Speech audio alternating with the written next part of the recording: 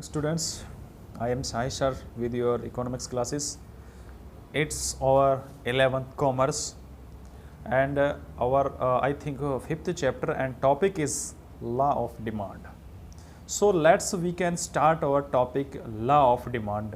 तो first question arise, what do you mean by law of demand? मांग का नियम से आपका क्या अभिप्राय है?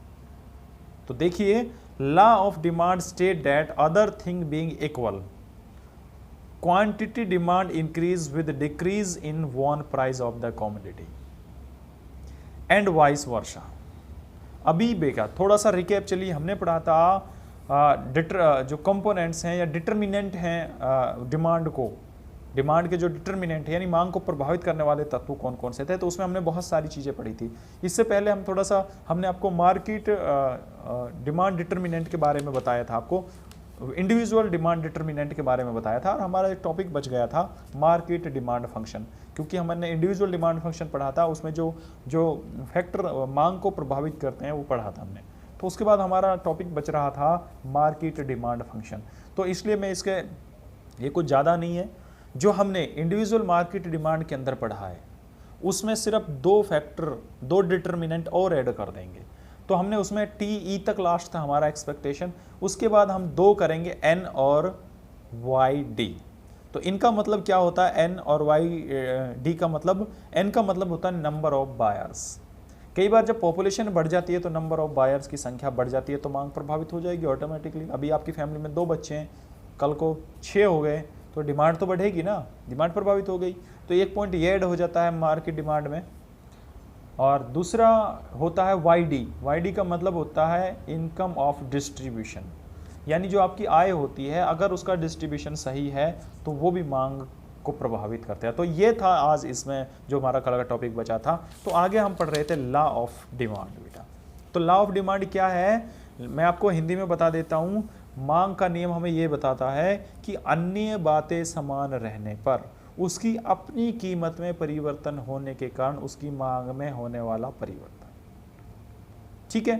यानी कीमत का जो मांग का नियम है, लॉ ऑफ डिमांड है, वो ये बताता है कि अन्य बातें समान रहने पर, अन्य बातें कौन सी हैं? जो और बहुत सारे डिटर्मिनेंट थे जो डिमांड को प्रभावित कर रहे थे, वो सब स्थिर मान लेते हैं। केवल एक फैक्टर यानी उसकी अपनी price, on price of that commodity, उसकी अपनी कीमत बढ़ने से उसकी डिमांड कम होगी, एंड कीमत कम होने से, उसकी अपनी कीमत कम होने से डिमांड बढ़ेगी।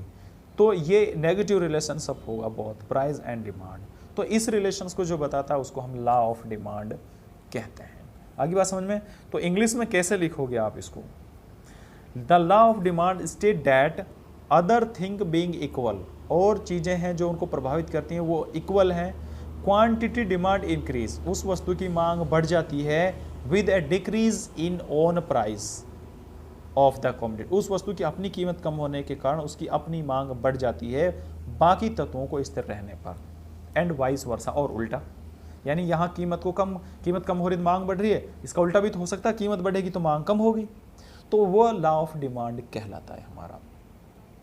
इन other words there in inverse relationship, ये भी कह सकते हैं, there is an inverse relationship between quantity demand of a commodity, quantity demand of a commodity, उस वस्तु की अपनी मात्रा, मांगी गई मात्रा, एंड इट्स ओन प्राइस, और उसकी अपनी कीमत का उल्टा संबंध होता है। अदर थिंग्स रिमाइन कांस्टेंट, बाकी चीजें स्थिर रहने पर। The term other thing being equal, जो टर्म एंड कंडीशन है वो हमने मान ली कि अदर जो फैक्टर्स हैं जो इन्फ्लुएंस करते हैं डिमांड को वो कांस्टेंट है, उनमें कोई परिवर्तन नहीं आ रहा है।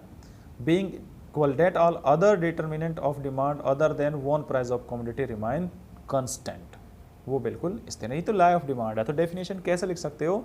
The law of demand state that other things remain constant, there is an inverse relationship between quantity demand and one price of the commodity. तो बड़ा सिंपल है ये। तो ये इसकी वो हो गई। इसका मैं एक पीडीएफ भेज दूंगा, पीडीएफ क्या, मैं आपको एक पेज भेज दूंगा, उसमें एक्सप्लेनेशन कर रखा है डिमांड शेड्यूल का। तो किस तरह से पी एक्स का मतलब है प्राइस ऑफ एक्स कमोडिटी, और क्यू एक्स का मतलब मैंने पहले बताया था क्वांटिटी ऑफ एक्स कमोडिटी। तो पी अगर हमारा 10 है तो उसमें हम 100 वस्तु मांग कर रहे थे, अगर कीमत घटकर 10 से 9 हो गई तो हमारी डिमांड बढ़कर 100 to 150 हो गई। And then price is also decrease from 9 to 8, then demand is increase from 150 to 200। तो उस तरह से अब ड्रॉ हम इसको करेंगे तो इस तरह से हमारा जो डिमांड वो नीचे की तरफ गिरेगा। वो मैं आपको चित्र भेज दूंगा, PDF भेज दूंगा, आप उसको समझ लेना।